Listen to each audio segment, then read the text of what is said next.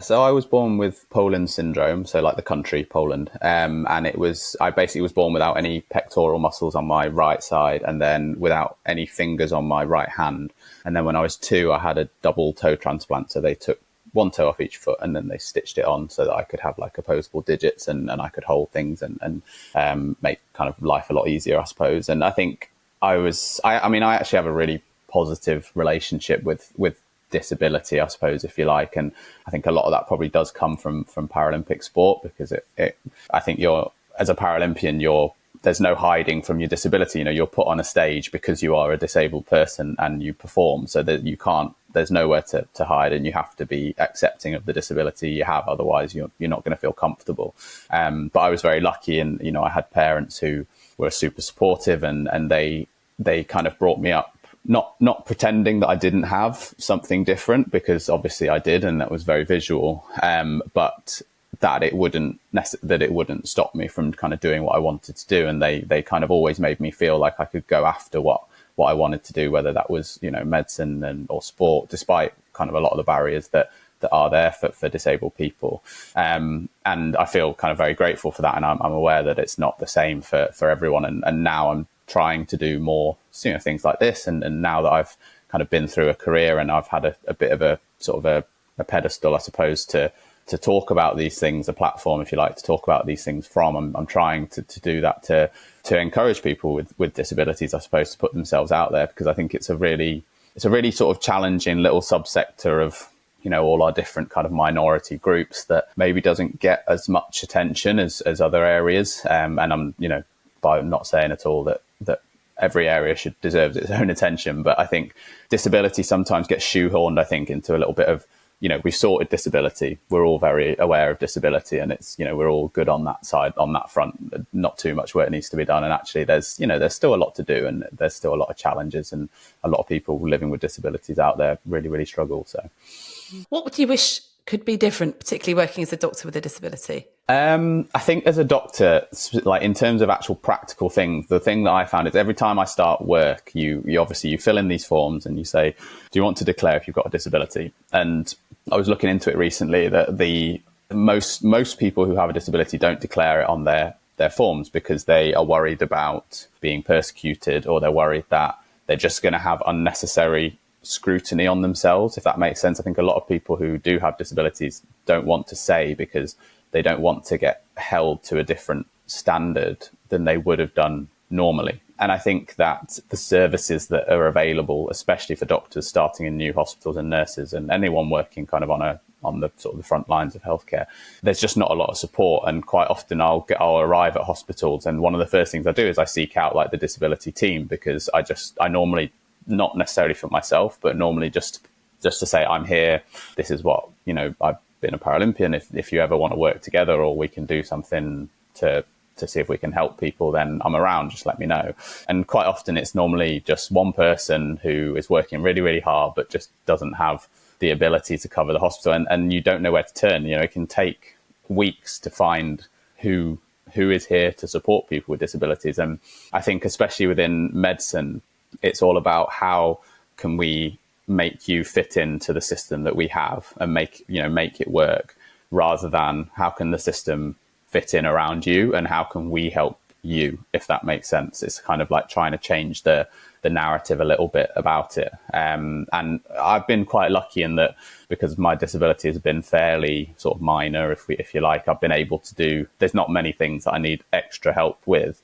So it has been easier for me. But I've seen other colleagues where they have sort of much bigger sort of problems and mobility issues, and it can be really, really challenging, just because there's a lack of support there, really. And the system's just not geared up to deal with them. And that's why we see so few doctors with physical, especially disabilities. There's I've worked for 5-6 years now, and you very rarely come across other doctors with, obviously there are non-visual disabilities, but physical kind of disabilities, you don't see it that often, which I think is a real shame. And I think they probably get put off it early on in life. I think you kind of, when I was emailing you about this sort of what I call positive discrimination, which is what I kind of talk about when people basically are very positive to you.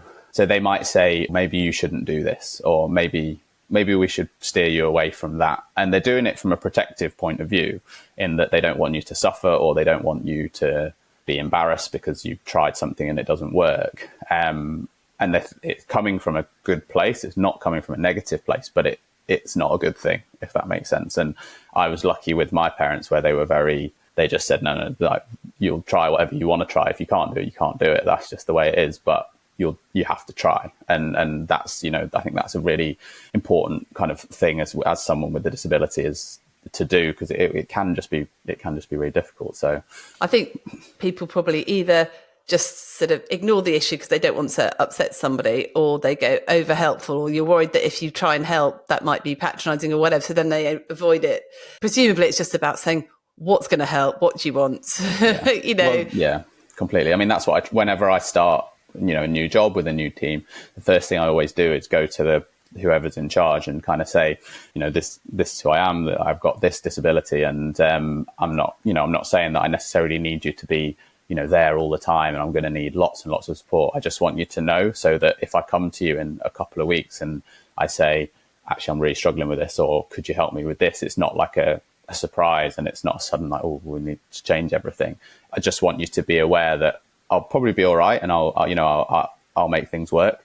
But I might need a bit of extra support. And I think when you start with that line of communication, then people are a lot more willing. Like, then they might be a lot more willing to come to me and say, oh, you've not said anything, but I noticed this. Like, do you want some help with that? Maybe you could do this better. And then it becomes a lot easier, and they're not worried about bringing up the disability or whatever it is, because you've already done that. You've already broken that ice, and you've shown that you're someone who is quite open and is willing, just wants to be better, I suppose. And then it seems to sort of flow and work a lot better. So I guess it's not assuming that the person does want help or doesn't want help, but, so say either a person that wants other people to offer to help, or do you want to ask, you want us not to offer, and then you ask, because, everyone's different, aren't they? Exactly, yeah. I think it's just breaking down those kind of barriers. Like I said, most people are really nice. Most people do really want to help. They're just not necessarily sure how to, or they don't want to overstep kind of the mark or anything. And I appreciate that. I think I come from this as someone with quite a lot of confidence in his disability, again, probably from playing Paralympic sport. And I completely get that not every disabled person is a Paralympian, and that's a whole different kind of topic of conversation. Because basically Paralympians have become the standard for what a disabled person should be aiming for, which is not how it should be at all. But yeah, I get that not everyone's coming from that really sort of positive background, but I think it's definitely a place you can start to become more positive about it, and just letting people in to help you. It's a really important thing. I think that's important for everybody as well, because, as we get older, we all get stuff that goes wrong with our bodies. I think you've just had an Achilles injury, haven't you? Yeah, You've been in a boot. Rupture. I broke my ankle a couple of times. I'm at that age, that age where my brain doesn't work. So I forget things, wouldn't hit the menopause pretty hard, and it does, so again, it feels like you've suddenly got this there's something wrong that was working before, but it's not. And as we get older, all sorts of stuff happens, and then you've got stuff happening at home that takes some mental processing and headspace. So actually, everybody has got stuff going on that they need help with, but a lot of us just hide it because we're ashamed, or don't want to overshare, don't want to overburden people. But in my experience, it's much more helpful for people to know, at least, so they can now I know make allowances sounds patronising, but if I knew that someone has got an ill child at home,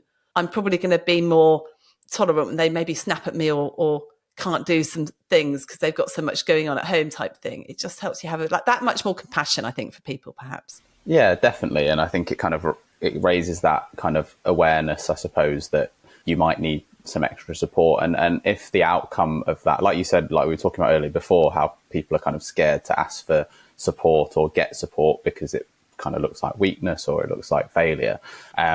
Actually, if I use an example of if you're at work, for example, in a clinical situation, say you're in like a cardiac arrest, for example, and there are some things that practically I might struggle with. I might struggle with cannula or getting access, if everything, I can do it in a controlled environment, but maybe I might struggle a bit more than someone else. And if my team are aware that that might be a problem, and maybe they take over that side of things, and then I can go and do something else. And the end result, I don't go away from that going, oh, I can't believe I couldn't do that. How bad is that?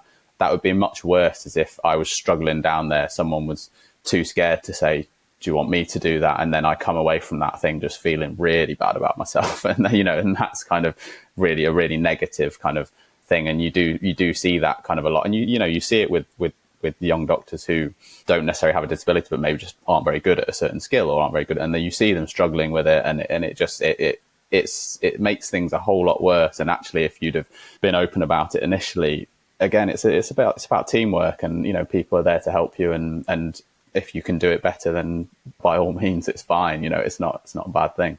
It comes all the way back to self-awareness of your strengths and your weaknesses. I'm sure as an athlete, you're very aware of like the particular strengths that are good and the ones that you need to work on, and ones you'll play to more than others. But we don't do that very much in medicine. And I always think, well, if you've got someone who absolutely loves talking to this sort of, patient and long chats, and someone else who loves dealing with the emergency stuff, so in a practice, well, play to your strengths.